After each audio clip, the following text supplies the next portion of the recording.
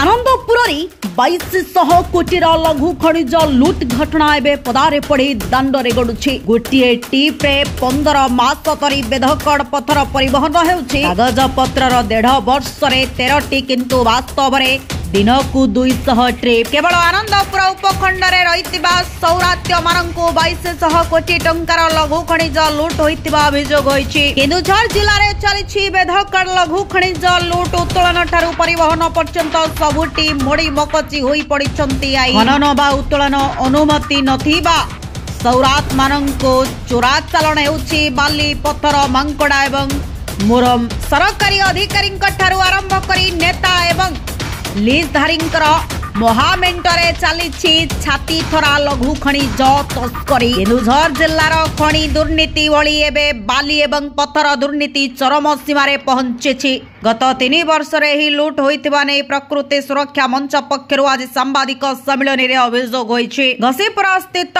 Hotel Gayatri रे मंच पक्षरु सामाजिक कर्मी हिमांशु शेखर नायक एवं यज्ञ प्रसाद साहू सांबादिक सम्मेलन करे प्राकृतिक संपदर सुरक्षा पई प्रशासन निकट में दाबी जणाइछन्ते।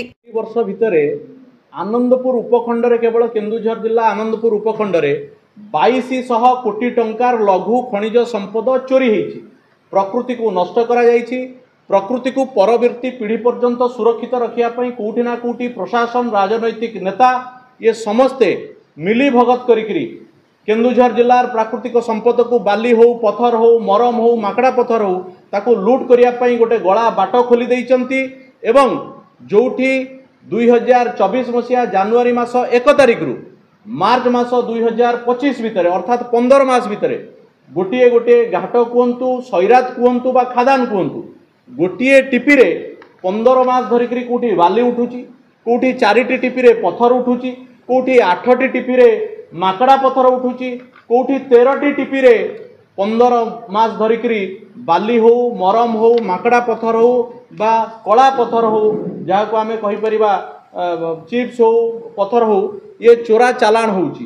जो गाड़ी रे परिवहन हवा कथा नुह केवल ट्रैक्टर एवं 6 चकिया डाला गाड़ी रे ए प्रकार संपद को परिवहन करिया पई अनुमति थिला बेले किभଳି भाबरे दिबा लोक हो बा राति रे हो रातिर जह्न आलुओ कहतु दिनर सूर्य आलुओ कहतु से कौ भली भाव में बड़ बड़ हाइवा मानकरे राज्य बाहर को पुणी चालान कराऊँच जहाँकि बेआईन। प्रथम तो से गाड़ी रे जाई परिबा कथा नुह, द्वितीय तो राज्य बाहर को जाऊँगी ता बेआईन।